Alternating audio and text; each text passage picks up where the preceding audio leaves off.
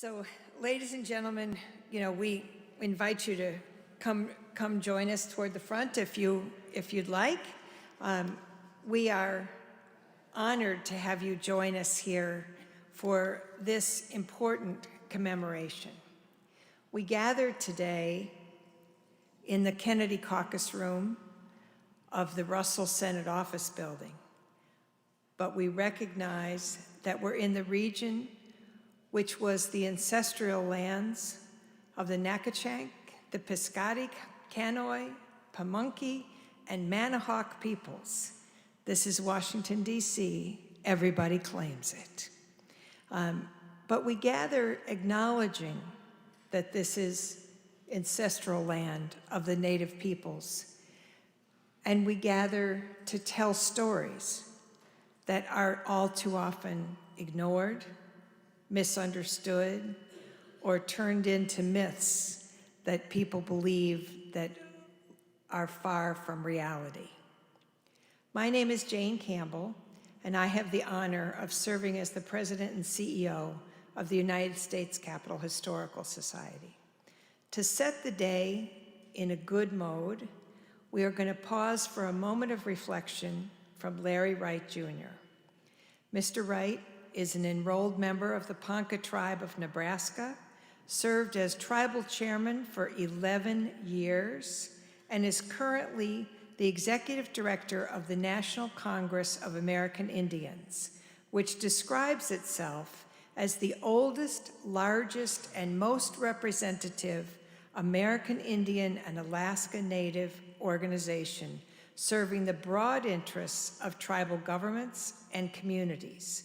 In this position, Mr. Wright is responsible for managing the organization's day-to-day success and its public education arm.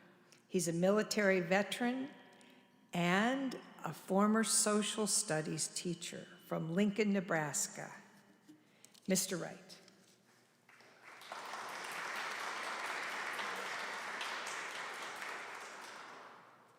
She should have said recovering social studies teacher.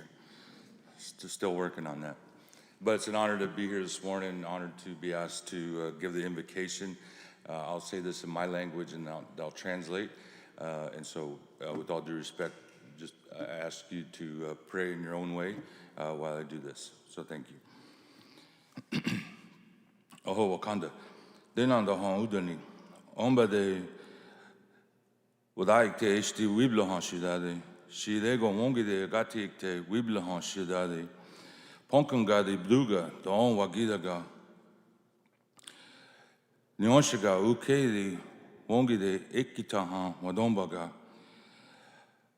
Alia jubakti, agatik te wiblahan shidade.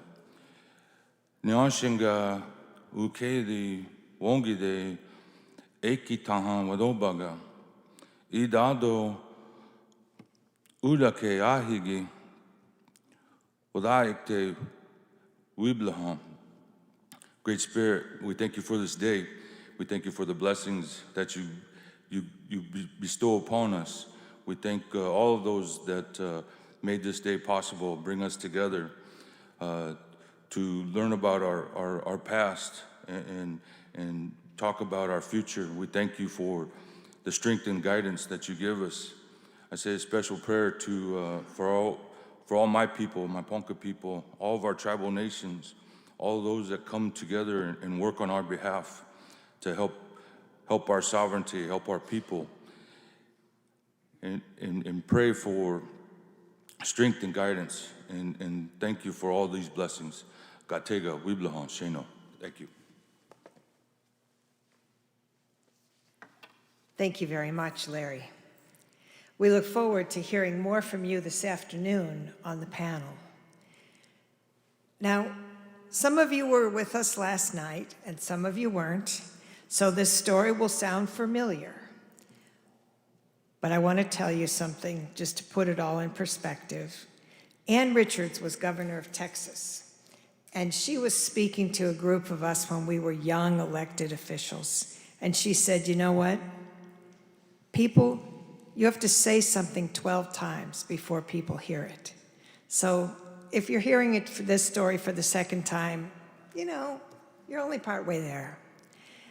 5 years ago, I was the newly appointed CEO of the Capital Historical Society. So one of the things you do when you're new is you go around and you talk to the leaders. One of those leaders was Congressman Tom Cole, who was one of our congressional advisors. At the time, he was the ranking member of the Rules Committee. And so he sat down with me and he questioned me about my plans and what were we going to do at the Historical Society. It was 2019. I told him that we were planning a symposium in 2020 to recognize the fact that women had earned the right to vote. And we wanted to look at the struggle for the right to vote and the impact of women having the right to vote. And he looked at me and he said, look, I'm good with women voting. I think that's a fine thing. My mother was in the Oklahoma legislature. I'm all about it. But I want you to promise me that in 2024, you will do something equally significant to commemorate the 100th anniversary of my people earning the right to vote. And that was the beginning of this symposium. And so today's event is part of the delivery on that promise. He then gave me a handful of books to read. He's a PhD historian who was a professor turned congressman. Here, take these home and read them, including at that time, Killers of the Flower Moon, which nobody had heard of. So I've learned a lot. Today we come together to commemorate the Indian Citizenship Act, or the Schneider Act, which many of us had an opportunity to see at the National Archives.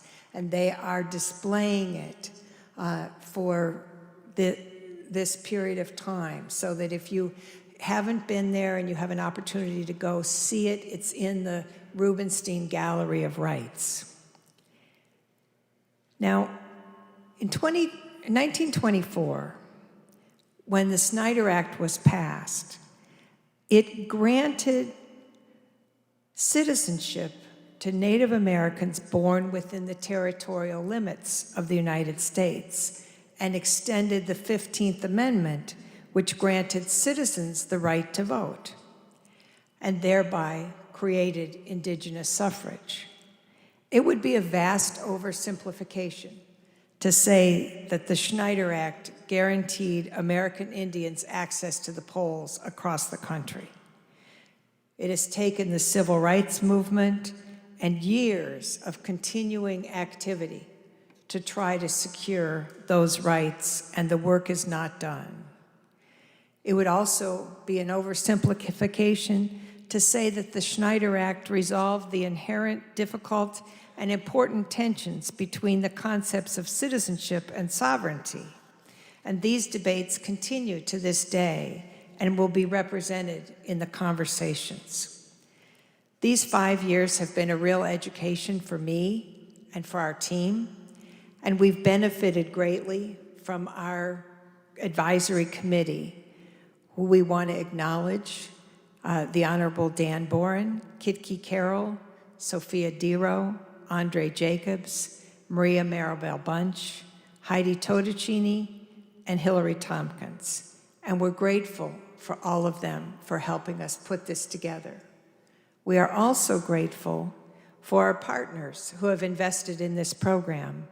Our presenting partner, Wells Fargo, our platinum partner, the Chickasaw Nation, our bronze partner, McGuire Woods, and the American Historical Association, each of which have made contributions to this effort. We are, at some point today, I'm going to introduce you to a very special young woman who did the art that is on the program. So look at the art and know that we are going to meet Cedar Hunt, who is a high school student from Montana, who entered her art into the Congressional Art Competition and won the Montana's first district. And she's even bringing her mother. So we will see her at some point and acknowledge her. We also want to thank Senator Mark Wayne Mullen and the Senate Rules Committee for making this room available to us. So now I would like to invite to the podium our first panel on Native American citizenship, suffrage, and sovereignty in history. Joining us today